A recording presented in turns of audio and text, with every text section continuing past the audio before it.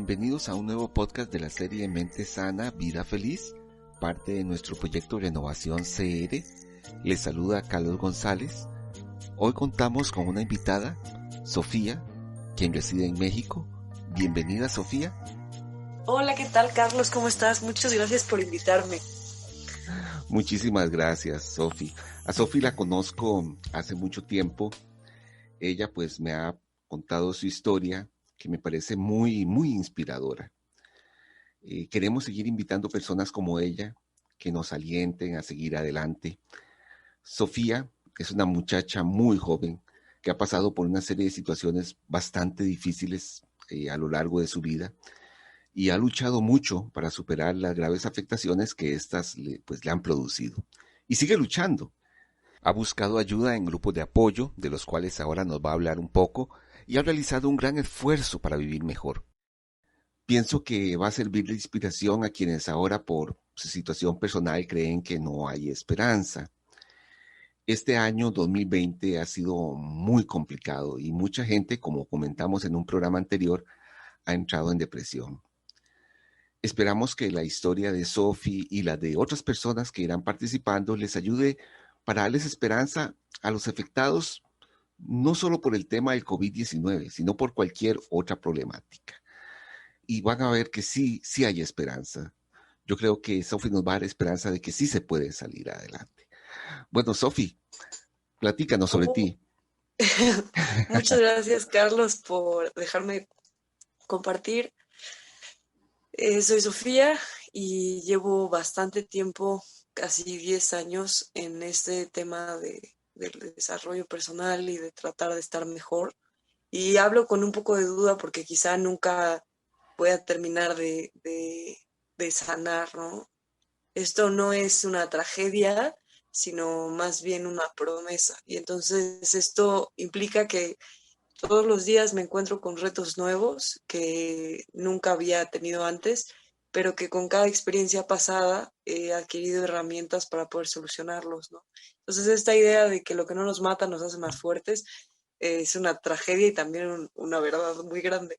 Entonces estamos en esto. Yo, bueno, crecí en un hogar alcohólico. Mi madre murió hace 2 años, mi padre hace 4 años y mi hermano hace 10. Y me tengo que como cuestionar hace cuántos años, porque la verdad es que el número de años es totalmente irrelevante. Y creo que es importante decir esto porque muchas veces me juzgué como por no olvidar tan rápido la muerte de mi hermano, ¿no? Por ejemplo. Pero también depende como de la profundidad del vínculo. Y en este caso mi vínculo más cercano era con mi hermano, mucho más que con mis papás. Entonces, por ese motivo me costó mucho más trabajo. Además de que estaba más chica, ¿no? Entonces, ese tema como de la inmadurez emocional y de no querer tocar las esquinas y los bordes sensibles fue lo que evitó que pasara más rápido por el duelo, ¿no? En cambio, con la muerte de mi papá y mi mamá, sí tuve que obligarme a marchas forzadas a trabajar en el tema del duelo y hablar de esto todos los días, aunque pudiera resultar incómodo para otros, porque de otra manera no iba a aguantar. Entonces, y tampoco justo, como lo hemos hablado mucho Carlos y yo, no se trata de aguantar, sino de vivir mejor.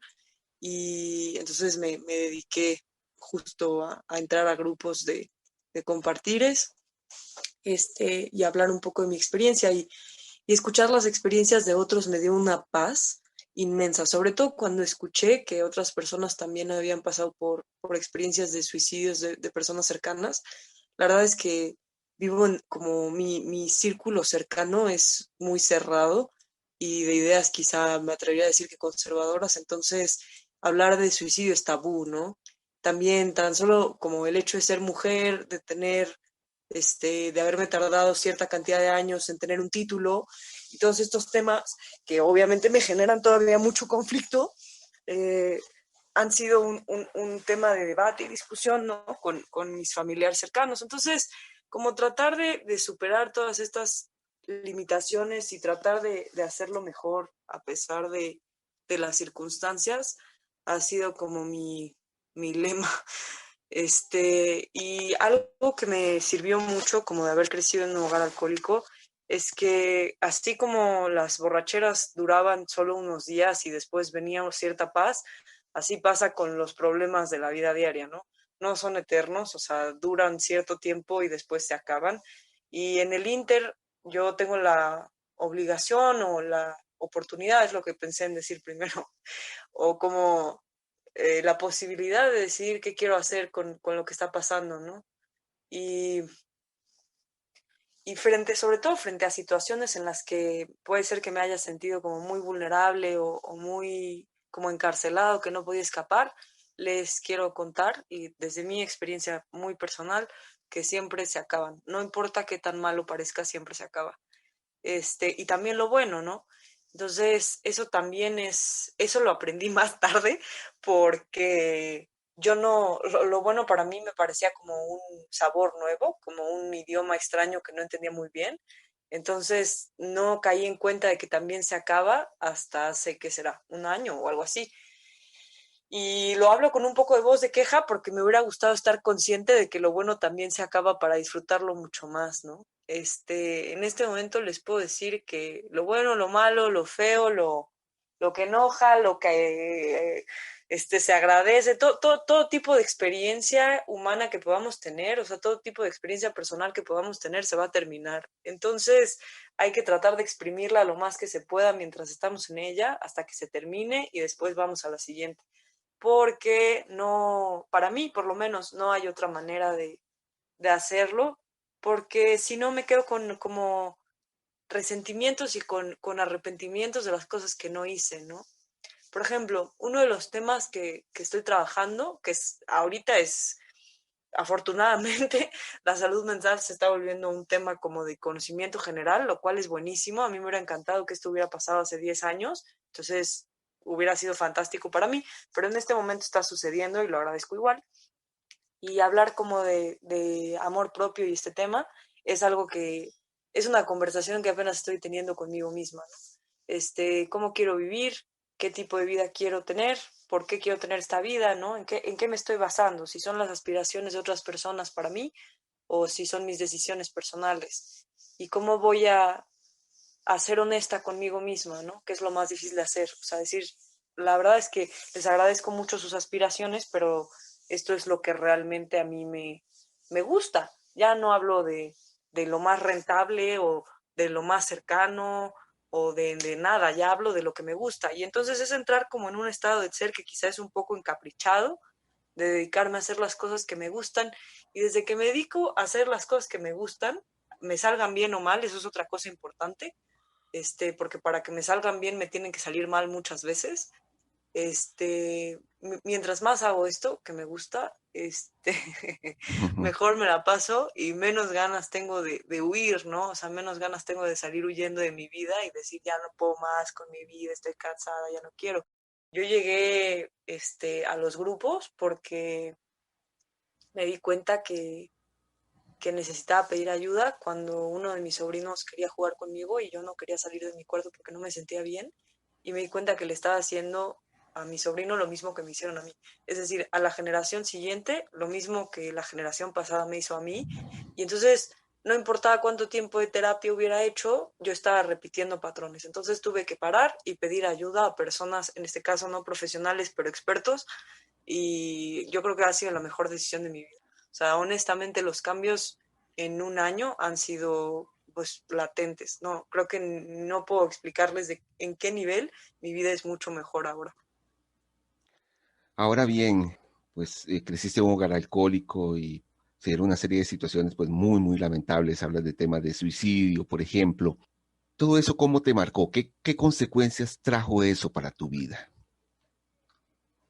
Ay, qué miedo y qué emoción. Eh, el suicidio de mi hermano y el suicidio de mi papá trajeron primero mucha vergüenza. O sea, esto es importante decir porque son temas recurrentes en mi vida. Primero mucha vergüenza, horror, mucho miedo, muchísima ansiedad, problemas para dormir, unas depresiones. Yo en ese momento pensaba que extrañísimas y me juzgaba, ¿no? O sea, yo trataba de ocultar la depresión y fingir que todo estaba bien. Esa era mi estrategia. Mi estrategia es fingir que soy de plástico y que nada de lo que está pasando me afecta. Y esta estrategia duró poco tiempo porque es como llevar un coche con la reversa puesta tratando de ir hacia adelante. O sea, no, no, por más que el coche parezca que está avanzando, no está avanzando hacia el lado correcto. O no sé cómo decirlo, o sea, estaba forzando el motor, creo que es lo que estoy tratando de decir más bien. Entonces, ¿qué consecuencias tuvo en mi vida crecer en estas circunstancias? Pues muchísimas. Por ejemplo, una ansiedad terrible, una inseguridad insoportable, y como mucho miedo a poner límites, ¿no? Mucho miedo al rechazo, o sea, muchísimo, muchísimo miedo a encontrarme con alguien que no aceptara lo que soy. Y que me pasó muchísimas veces, sobre todo en una sociedad con tantos tabús y con temas tan fuertes y siendo mujer en un país con tales y tales condiciones. Entonces, bueno, pues estas fueron mis circunstancias. Pero después, además de la terapia, cuando me atreví como a pedir ayuda y a buscar los grupos, no les puedo decir, ay, mi vida ya está arreglada y qué mágico todo. Y sí, lloro como todos y sí, de repente la paso mal, pero por lo menos ya puedo llorar. O sea, ya me puedo dar el lujo de sentarme y llorar. O sea, antes eso no pasaba porque no me lo permitía, ¿no? Porque llorar está mal. ¿Qué otra cosa puedo hacer? Bueno, evidentemente platicar con personas que han tenido experiencias fuertes y esta idea, esta sensación de familiaridad con personas que sé que no van a huir, que sé que no van a correr, que no me van a colgar el teléfono y que si en algún momento tenemos como alguna discrepancia, lo podemos hablar. O sea, no quiere decir que son relaciones perfectas. O sea, simplemente quiere decir que son quizás relaciones necias. O sea, relaciones entre personas que han pasado por cosas muy duras y que no están dispuestas a ceder la relación, ¿no? Entonces, esto es algo que yo antes no tenía. ¿Qué otra cosa? Consecuencias y afectaciones. Bueno, mi rendimiento académico se vio tremendamente afectado por estas situaciones. Me costaba mucho trabajo pararme en la mañana y cumplir con mis obligaciones y en algún momento sí tuve personas que me dijeron, es una excusa, cualquiera puede decir que no tiene ganas de pararse en la mañana y cosas por el estilo, ¿no? O sea, me tocaron muchos estigmas y sobrenombres, ¿no? De todo. Y a veces, bueno, en el momento cuando escuchaba las palabras ofensivas, no sé, ya sea, y lo tengo que decir, loca, puta, cualquier otra cosa, Ujú. en el momento me dolía, ¿no? Pero ahora, compañeros, les puedo decir con toda honestidad que haber escuchado un menú tan extenso de palabras de todos tipos, pues los vuelve, o sea, de cierta manera nos vuelve inmunes, ¿no? O me vuelve inmune a ellas, porque ya las he escuchado antes. Este, y no es con lástima, sino como con una resignación extraña de que justamente hay palabras que pierden poder cuando son repetidas muchas veces. Y simplemente son palabras y son juicios, no es una realidad, ¿no? Y lo que yo vea y lo que acepte ver y lo que no acepto ver depende de mi capacidad de honestidad. Entonces, para este entonces yo les puedo decir que ir a grupos me ha servido y a grupos y compartir con otras personas que también han pasado por situaciones similares a las mías, me ha servido muchísimo para hacer este ejercicio de ser honesta. Ser honesta, solo ser honesta. Y eso es lo más difícil de hacer porque no es bonito compartir las verdades oscuras, ¿no? Y no es cómodo, pero es lo que más me ha servido para tener una vida mejor. Y mientras más honesta soy, mejor me van las cosas. Entonces, es difícil, pero vale la pena. Bueno, crecer en un hogar alcohólico y genera codependencia, la búsqueda de la aprobación y la aceptación de los demás. ¿Tú caíste en eso? Uy, sí, definitivamente. O sea, yo creo que todas las relaciones románticas que he tenido con las personas que yo he elegido han sido codependencias, ¿no? O sea, definitivamente yo busco personas que pueda rescatar o que siento que me entienden. O sea, en esta idea como de encontrarme con personas en el mismo nivel de tragedia, también me encontraba como en el rol de la madre, entonces quería cubrir sus necesidades afectivas y al mismo tiempo cubrir las mías, ¿no? Entonces, pues bueno, ya para este momento les puedo compartir que es imposible que yo le cubra las necesidades afectivas a otra persona porque no soy omnipotente. Y me costó mucho trabajo aceptar que no las sé todas, no las puedo todas, no las tengo todas, ¿no? Este, Creo que lo que más me ha costado con respecto a la codependencia es dejar ir. O sea, me cuesta no solo como dejar ir y olvidar, que no es eso. O sea, dejar ir es permitir que la otra persona haga con su vida lo que quiera. O sea, dejar de tratar de controlar. Eso me ha costado muchísimo, muchísimo trabajo y yo sé, lo sé, sé que las otras personas a mi alrededor sufrieron mucho más mi problema con el control que yo. Y hasta a escucharlo en grupo y compartir y escuchar a otras personas contarme sus experiencias, puedo empezar a ver como con otros ojos. Y en este sentido puedo decirles que es como tener, o sea, mientras, sí, más conciencia, mientras más escucho a los demás, más conciencias puedo integrar. Entonces, no hay manera en que esto no funcione y la satisfacción interior es inmensa. Y creo que ninguna otra cosa lo había llenado. O sea, había buscado en todas partes algo que llenara mis necesidades afectivas o interiores y no había nada que lo llenara. Y vengo a grupo, escucho a mis compañeros y eso me llena como de una sensación de comprensión de mi, sí, por un lado de mi impotencia y por otro lado de mi fragilidad y al mismo tiempo de mi fortaleza, ¿no? Entonces, yo sigo yendo a grupos porque me encanta ser parte de algo tan grande y al mismo tiempo porque me encanta saberme humana. Y eso es algo que antes no podía. Yo llegué hecha una piedra. Y digo, llegué hace un año, o sea, no es tanto tiempo, un año es poco tiempo, es poco y mucho tiempo, de repente se me hace mucho, de repente se me hace poco, pero dependiendo de cómo lo use, ¿no? Dependiendo de cómo esté, qué esté haciendo ese año, cómo invierta ese año.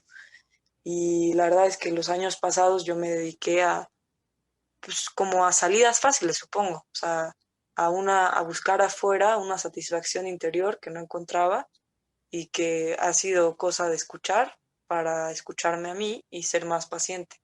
Porque por algún motivo para mí es más sencillo escuchar a otras personas y comprender y apapacharlos que apapacharme a mí misma. Entonces, a través de sus historias yo puedo amarme. Otra característica, Sofi, que se desarrolla cuando uno vive en un hogar conflictivo es la depresión. Hace unas semanas grabamos un programa sobre la depresión que se considera la plaga del siglo XXI. Yo mismo he tenido depresión. Llegué al punto de no encontrarle sentido a la vida, incluso de desear morir. ¿Tú desarrollaste depresión también?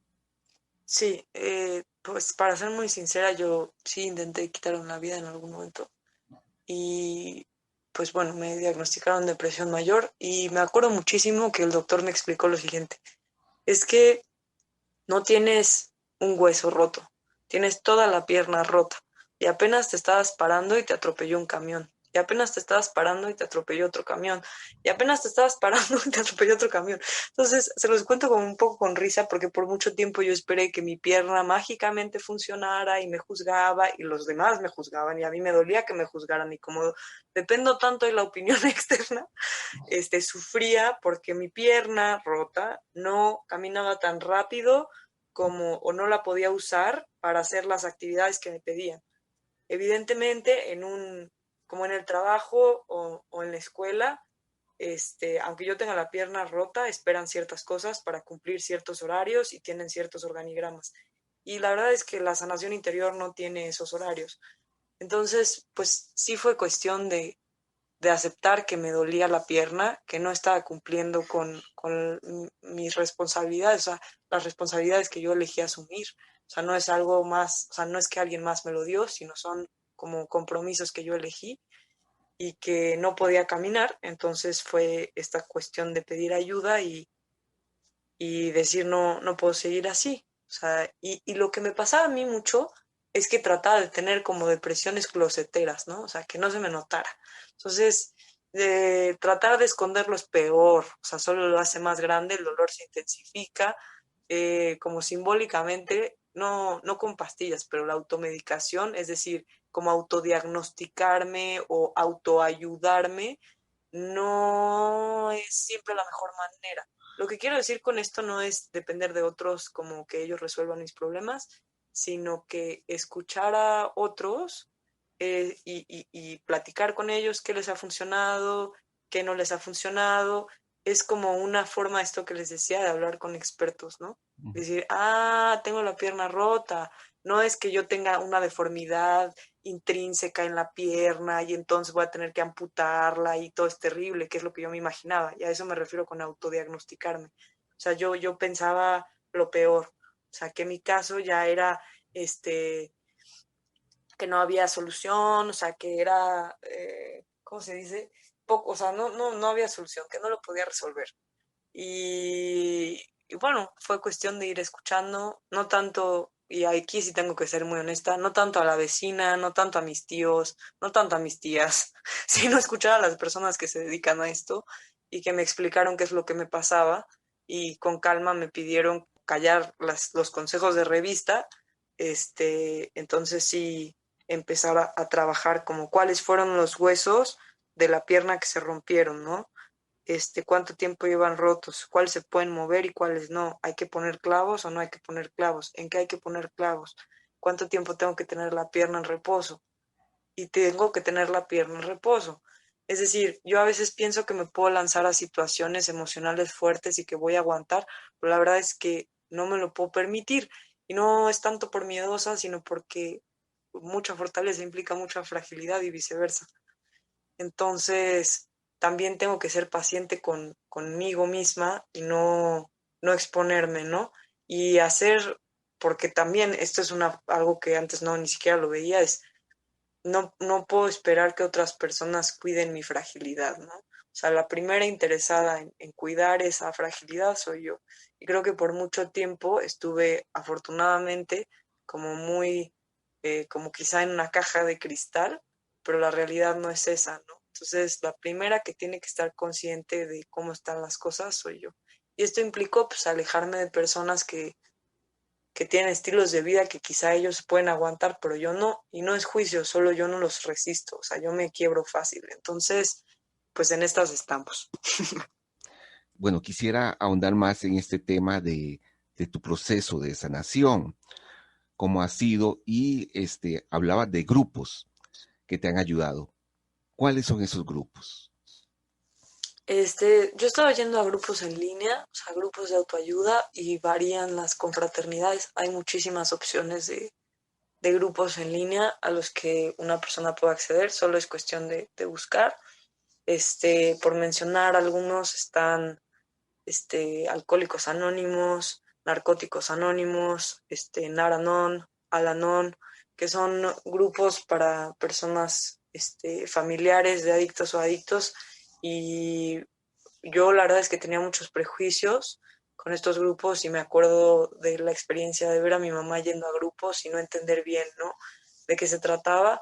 Y ahora que lo he experimentado y que he probado los grupos de ayuda, pues me doy cuenta que funcionan y que no son un invento nomás, ¿no? No son perfectos, no son como que justo eso, no son un camino fácil, sino más bien son un tratamiento a largo plazo. Y justamente eso es lo que yo necesitaba y en ese sentido creo que han cumplido más allá de mis expectativas, ¿no? 100%. Este, ¿Qué otra cosa? Ah, ajá, el proceso de sanación. Bueno, pues para mí implicó asesoría psicológica, asesoría psiquiátrica para, me recetaron antidepresivos, en bajas cantidades. Afortunadamente me explicó el psiquiatra que no es cosa tan grave, o sea que en realidad pues, simplemente es una depresión. Yo estaba asustadísima y le preguntaba con todo el terror si era una cosa como incurable o algo así. Me dijo que no, que la verdad es que había tenido una vida difícil y que lo que tenía era un cuadro de presión mayor. Este, y los grupos, definitivamente los grupos son sólidos, o sea, son tan sólidos como la cantidad de gente que hay en ellos. Y como hay muchísima gente en los grupos, siempre va a haber alguien con quien compartir. Y eso es lo mejor, además de que no tienen costo, ¿no? Y esto es importante. Si bien hay una aportación voluntaria, no hay un costo obligatorio y esto lo hace accesible para cualquier persona. Para mí es un método muy honesto, porque no existe esta sensación de transacción que no, o como esta sensación de deberle a una persona algo, como económicamente o un favor o como una especie de relación laboral, sino es puramente una relación de interés mutuo y eso es lo que creo que es más valioso, más cálido de los grupos, que simplemente somos personas con vidas similares en ciertas cosas. Y otra cosa que me he encontrado en los grupos padrísimos es que puede ser, o sea, desde una mujer joven con un perfil parecido al mío hasta una persona totalmente distinta a mí de, no sé, digamos, 70 años que vive en otro país, que tiene una familia extensa y que me cuenta que siente algo que yo he sentido. Entonces, ese tipo de identificación humana es lo que hace que funcionen. Y por eso creo que es tan rico ir a grupos. No me arrepiento de nada. Ujú. Eso es lo que puedo compartir del proceso de recuperación. También ha incluido como, pues esto de volver a cuidar mi cuerpo, ¿no? Que lo descuidé muchísimo. Entonces, hacer ejercicio, comer mejor, medir la cantidad de azúcar. O sea, si bien hay cosas que no he resuelto todavía, como mi relación con el sexo opuesto y cosas así, o sea, todavía no soy la mujer más sana, no, pues claro que no, pero por lo menos estoy más tranquila que antes. Bueno, hace poco hablamos con una psicóloga sobre el tema de adicción y familia y pues tocamos el tema de los grupos de 12 pasos. Existen varios que se enfocan en diferentes problemáticas. Existen, por ejemplo, los grupos de neuróticos anónimos, depresivos anónimos, ansiosos anónimos, codependientes anónimos y muchos más. Y yo también animo a las personas a que los prueben. Desde mi punto de vista, pues son muy efectivos. La psicóloga los recomendó mucho. En ese momento habló mucho de Al-Anon. Yo también mencioné los grupos de familia Naranon. Entonces son muy buenas alternativas. Pero claro, por supuesto, las personas que asisten a esos grupos, la persona que interesada tiene que trabajar. Entonces el grupo pues le va a dar una guía, le va a dar apoyo, pero sí hay que trabajar. Y hablando de ese trabajo, Sofi, bueno, ¿estás trabajando todavía? Porque, por supuesto, esto uno no puede decir, ya estoy recuperado al 100%. Esto es una lucha continua. Por supuesto que esto va dando resultados y satisfacciones. ¿Qué has logrado? ¿Cómo es ahora tu vida? Justo lo primero que aprendí en los grupos es que solo hoy, o sea, no me tengo que preocupar por mañana o ayer o lo que sea. O sea, tengo 24 horas y puedo decidir cómo invertirlas y puedo como administrármelas, lo mejor que prefiera. Y los primeros días fue más difícil porque hay como algunos valores o principios que yo ya no practicaba. Por ejemplo, honestidad, receptividad y buena voluntad. Que significa honesta es que digo sinceramente lo que siento y pienso. Y entonces, por ende, hago solamente cosas que siento y pienso que son correctas para mí. Eso es honestidad. Receptividad es que puedo escuchar a otras personas, que estoy dispuesta a recibir lo que me dan. Y buena voluntad significa que tengo el deseo de hacerme y hacer el bien. Y digo me porque si yo quiero hacerme daño, es muy probable que no esté pensando en los demás. Entonces, buena voluntad implica eso. El deseo de estar mejor o de mejores condiciones o de simplemente estar, estar, simplemente estar. Este, Estos son como los tres principios, los primeros que aprendí. Y en este sentido, el trabajo de los pasos implica, pues eso, tener una persona de confianza con quien hablar de lo que me pasa y ser totalmente transparente sobre lo que realmente me está pasando y cómo no es una relación ni laboral, ni familiar, ni afectiva, ni demás, no es una relación que se rompe. O sea, si bien es afectiva y es emocional, no es una relación romántica, entonces no se rompe con desacuerdos como mundanos, ¿no? En realidad es una relación mucho más profunda. Entonces, eso es lo más valioso y lo más importante de las relaciones que se forman en los grupos. Este, aunque, ¿qué ha mejorado en mi vida? Bueno, pues, uy, yo tenía, yo tenía como, yo solía hacer en la preparatoria como esta muchacha que sacaba buenas calificaciones y que iba a tener una vida académica muy acá y etcétera, pero yo no estaba considerando para nada mi parte humana, es decir, mis emociones, entonces no iba a funcionar tan fácil.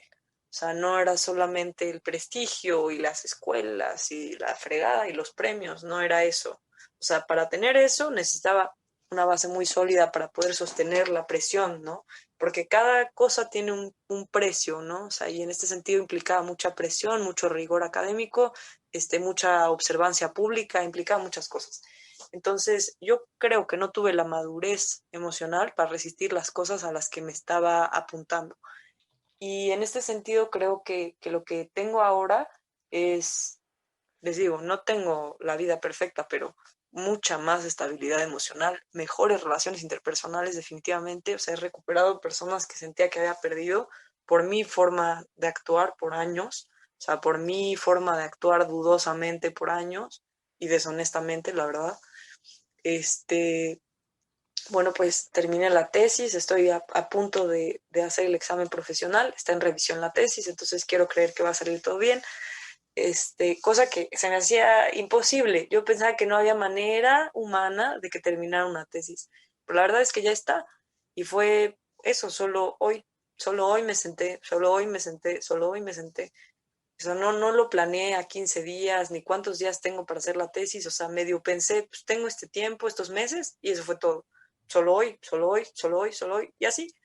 He hecho más ejercicio, definitivamente, bajé de peso, como 10 centímetros de cintura, que es bastante.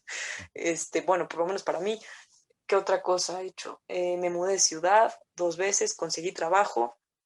Bueno, estamos en semáforo rojo, entonces por el momento estoy en pausa del trabajo, pero eso no implica que no pueda empezar mi propio negocio, entonces estoy empezando mi propio micronegocio, cosa que siempre había querido hacer, pero nunca había tenido la estabilidad ni emocional, ni mental, ni financiera para hacer.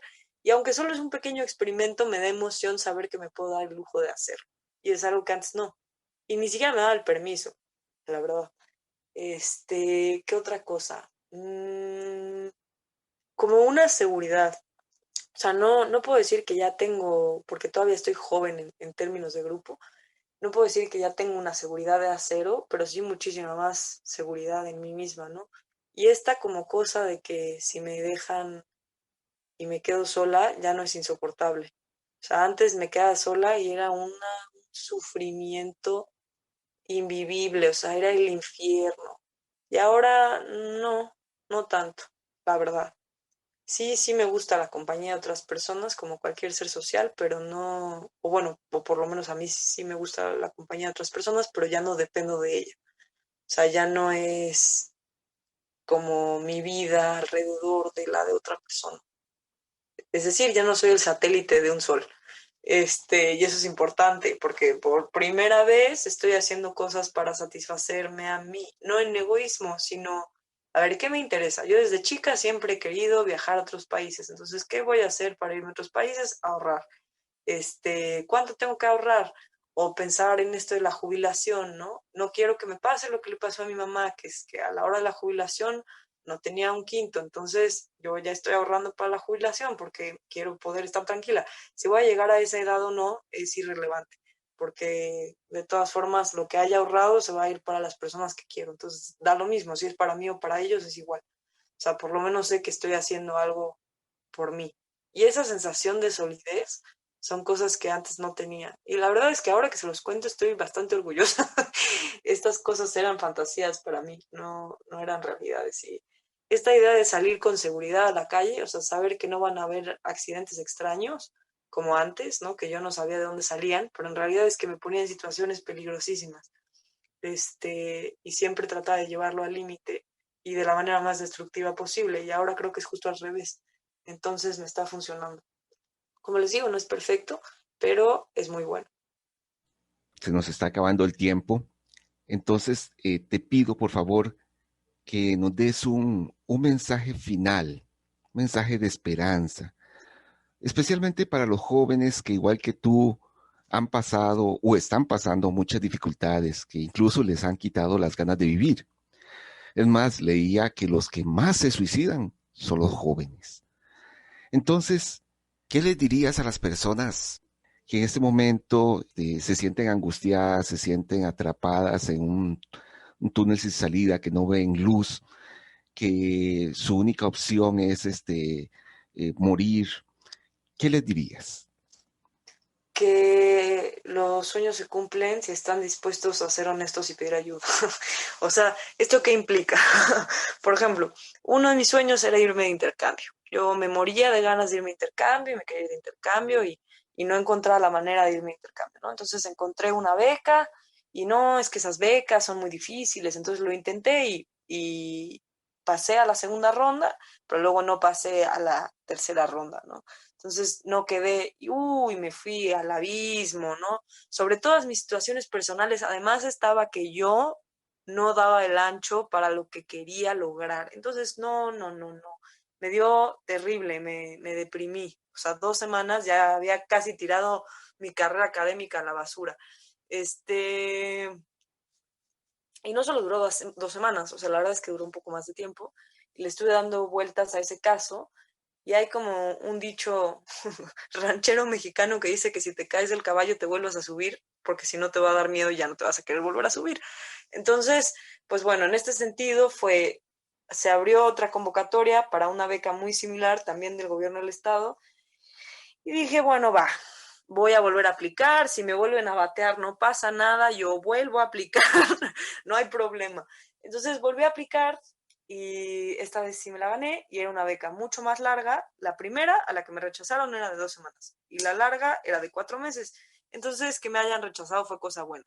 Y aquí entra la parte de ser honesta. Entonces, para llegar a este punto en el que yo pudiera aplicar a una beca del gobierno del estado, tuve que ser muy honesta con lo que estaba pasando conmigo y decir, esto me supera, necesito ayuda y hablarlo con alguien. O sea, fue necesario. En ese momento no hablé con una persona de grupo, pero hablé con alguien. O sea, hablar de lo prohibido es importante, eso salva la vida. O sea, hablar de no, nunca podría contarle esto. Eso es lo que hay que hablar. Él nunca le podría contar a alguien, eso es justo esta regla de los hogares disfuncionales como el mío, los temas que hay que tocar son esos. Entonces, eso implicaba ser honesta. Este, y, bueno, pues esto es importante. Como estar totalmente dispuesta fue importante a entregar lo que tenía para dar. O sea, esto es lo que soy, ¿no? En la beca. O sea, no ser poco sincera o lo que sea, ¿no? O sea, dejar muy claro qué me ha pasado, qué he hecho yo y qué quiero hacer con lo que me pasó, ¿no? O sea, me quiero quedar en la tragedia y seguir construyendo más tragedias, pues no quisiera, ¿no? Entonces, para eso necesito hacer un puente de madera. Entonces, pues es un puente frágil, sí es, ¿no? Pero finalmente es un puente. Entonces, sí, no todos los puentes tienen que ser castillos, pueden solamente ser puentes de palitos y de todas formas se puede cruzar al otro lado. Eso es lo que quisiera decir, que durante este camino de cumplir ciertas metas para mí, pues no siempre ha sido lo que yo quería, pero las satisfacciones internas son invaluables. Entonces, lo que yo quisiera compartir, honestamente, y que quizás es de lo que me acabo de dar cuenta estos días, es que solamente yo puedo elegir lo que me hace más feliz. O sea, que no va a caer del cielo, ¿no? Y quizás eso es algo que mucha gente ya entiende, ¿no? Pero a mí me costó mucho entender que no iba a haber un manual, ¿no? Siempre estuve buscando como dirección y la única manera de encontrar dirección es ser honesta. Y mientras más honesta soy, más transparente es para mí lo que está pasando.